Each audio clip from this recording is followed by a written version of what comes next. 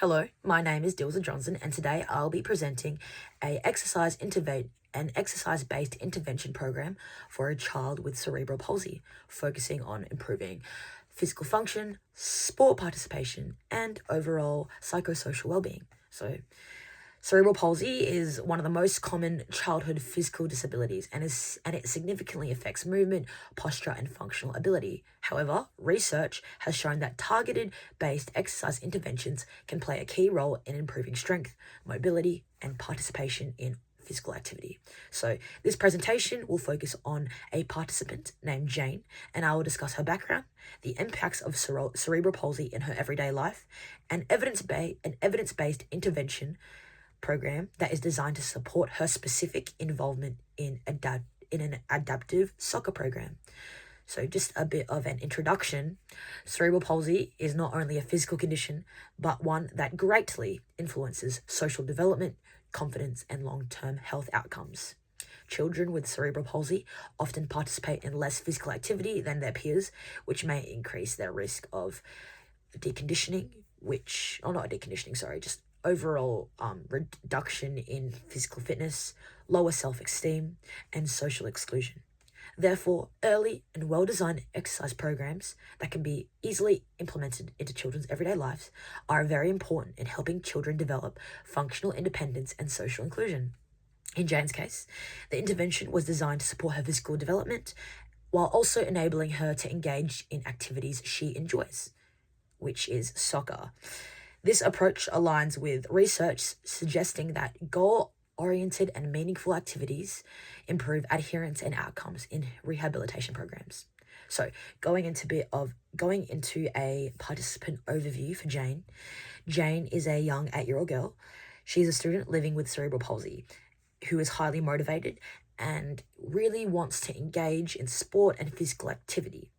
When designing this exercise-based intervention, it was important to consider not only the medical condition itself, but also her individual goals, motivation, and the environment. So, Jane's main goal was to participate in soccer with her peers, which provides a strong foundation for designing a functional and sports-specific intervention.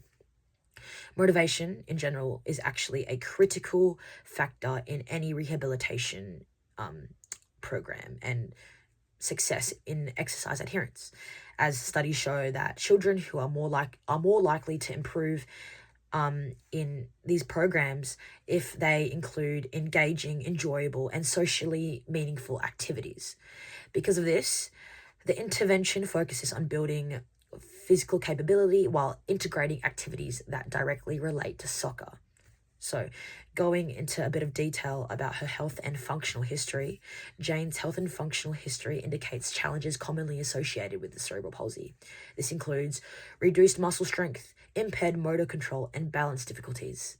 These impairments occur due to damage in the developing brain, which affect the way the brain communicates with the muscles.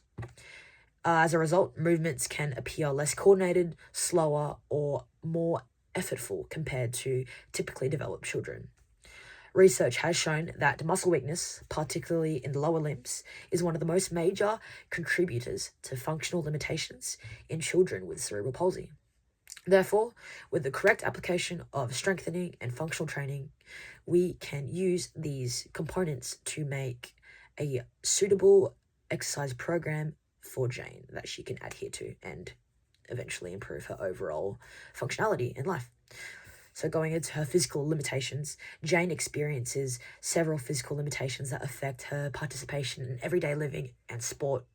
So these include lower limb strength deficits, balance instability, and decreased movement efficiency. For example, with running, quick changes of direction, agility, and maintaining balance and stability during games such as soccer or just playing around in the playground. These can be very challenging for her. So importantly, children with cerebral palsy tend to experience a higher energy expenditure while moving compared to typically developed children. So this means their activities feel a lot more physically demanding. However, evidence does show that progressive resistance training and functional movement training can significantly improve strength and mobility within this population. So this definitely highlights the importance of implementing a structured program tailored to Jane's abilities and physical capacities. Going into her social background now, Jane's social background is particularly important when considering the broader impact of cerebral palsy. She is described as friendly, outgoing, and eager to participate in group activities. This is definitely a strong positive factor that I wanted to take note of, as she is definitely more likely to engage in this rehabilitation program because of it. However, like many children with physical disabilities, she sometimes does feel frustrated or excluded when she cannot participate in playground activities or sports with her peers. Research indicates that children with cerebral palsy often face reduced opportunities for social participation, which can greatly impact their self-confidence and overall emotional well-being. Because of this, the intervention aims not only to improve physical abilities, but to also enhance inclusion, confidence, self-efficacy, and overall participation in a group setting of sports environments, such as school. Now, going into a bit of a critical appraisal for cerebral palsy. Cerebral palsy is defined as a group of permanent disorders affecting movement and posture that are caused by disturbances in the developing brain. Although the brain injury itself is not non-progressive, its functional challenges can change over time, particularly as the child grows and faces new physical demands. One important aspect of cerebral palsy is the functional challenges and the management of these functional challenges over time. So this is why a multidisciplinary intervention from a group of allied health professionals is typically employed, such as physiotherapists, occupational therapists, and exercise physiologists. So this exercise intervention has been shown to improve strength, motor function, and participation levels, which is the key outcome for improving overall quality of life for Jane. So, what is cerebral palsy? Cerebral palsy is typically occurs due to the brain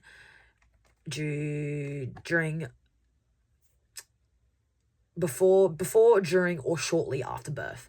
This affects the brain's ability to control muscle coordination, posture, and movement patterns. So basically, damage to the brain can occur during gestation and all the way up to the age of 2, which was when Jane was diagnosed. So she was diagnosed with MRI imaging. Actually, going into the diagnosis of cerebral palsy, it's usually diagnosed in early childhood and also diagnosed by delays in major motor developmental milestones. So clinicians assess movement patterns, muscle tone, posture, and developmental milestones, as previously mentioned, to help diagnose this. So medical imaging, such as MRI scans, can be used to identify brain abnormalities.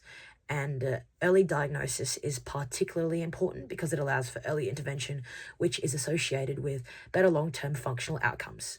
Exercise programs can be introduced early in childhood, which greatly improve movement skills, strength, and participation in physical activities, which can help better set them on later in life. So, the physical impacts of cerebral palsy include muscle weakness, reduced balance, impaired coordination, and decreased endurance. So these impairments can make it difficult to perform activities such as running, jumping, or maintaining stability during sport. In addition, children with cerebral palsy demonstrate lower levels of cardiovascular fitness compared to typically developing peers. This highlights the importance of including both strength training and aerobic conditioning in intervention programs. Addressing these physical limitations can significantly improve a child's ability to participate in sport and everyday activities. Now, going into the psychosocial implications. In addition to physical limitations, cerebral palsy can influence the overall psychosocial development. Children may experience reduced participation in sport, social isolation, or challenges with confidence and self-efficacy. These factors can sometimes lead to reduced motivation to engage in physical activity. However, research shows that participation in inclusive sport programs can improve confidence, social interaction, and emotional well-being. For Jane, This is particularly important because she has strong interest in sport and wants to be more involved in group activities with her peers at school. So, when designing this exercise program, we wanted to take into consideration key factors such as her motivation levels, her focus and particular interest in soccer, so we can have a meaningful goal for her, as well as her physical limitations, particularly in the lower limb weakness and her balance challenges. And we want to ensure that it's safe, progressive, and enjoyable. So all of these factors allow for long-term adherence. By tailoring this program to Jane's specific needs, the intervention will become more effective and meaningful. Now, going into the exercise intervention itself, a bit of an overview. The exercise intervention was designed to address both physical and psychosocial outcomes. The primary goals include improving her lower limb strength, balancing coordination, endurance, and confidence in sport participation. Importantly, the intervention takes place in an after-school adaptive sports program. This was provided to provide a supportive and inclusive environment. So, research does suggest that community-based and sport-based interventions are particularly effective in improving participation outcomes for children with disabilities, such as Jane. So, the first exercise is our sit-to-stand strength test. This was selected because it has functional movement patterns that directly translate to everyday activities such as standing, walking, and initiating movement during sport. It targets key lower limb muscles, including the quadriceps, gluteal muscles, calves, and just your overall lower limb muscle groups. Strengthening these muscles can significantly improve mobility, stability, and movement efficiency. The dosage of this exercise is 3 sets of 8 to 10 repetitions, which will be repeated 2 to 3 times a week, and aligns with exercise-based recommendations for strength development in children. Over time, these exercises can be progressed to adjust Jane's development in her height, resistance, or movement speed. So her second exercise, is dynamic balance training. So this is essential for balance, as it is heavily incorporated for soccer participation, as the sport itself involves frequent change in direction, acceleration, and deceleration. Dynamic balance may include obstacle courses, stepping drills, and coordination tasks. These exercises help maintain postural control, neuromuscular coordination, and movement confidence. Research does show that dynamic balance training can improve functional ability and reduce movement instability in children with cerebral palsy, which is specifically important for Jane's condition. Now, our third exercise, we have some adaptive soccer conditioning. So this final component is particularly important because it directly supports Jane's primary goal of participating in soccer with her peers. So these drills are modified to suit her physical abilities while still allowing her to develop important skills such as ball control, movement coordination, and cardiovascular fitness. The employment of small-sided games increases engagement as well as cognitive development and ensures that Jane is actively involved throughout the session. These sessions will run for approximately 15 to 20 minutes, with rest breaks included to manage her fatigue levels. As previously mentioned, children with cerebral palsy do experience fatigue at a quicker and higher level compared to children who don't experience those movement and developmental issues. So this type of training has been shown to improve both physical and social participation with children with physical disabilities. Now, going into our conclusion, this exercise intervention demonstrates the individualized, goal-oriented programs which significantly benefit children with cerebral palsy. By addressing both physical impairments and psychosocial factors, this program aims to improve Jane's strength, balance, endurance, and confidence in sport. Importantly, interventions that incorporate activities that child enjoys, particularly soccer for Jane, will more likely produce long-term positive health outcomes. Overall, exercise plays a vital role in helping individuals with cerebral palsy to achieve greater independence, improved health, and increase overall quality of life. So that's what our intervention will do for our client. And here are some references I used for this presentation, and thank you.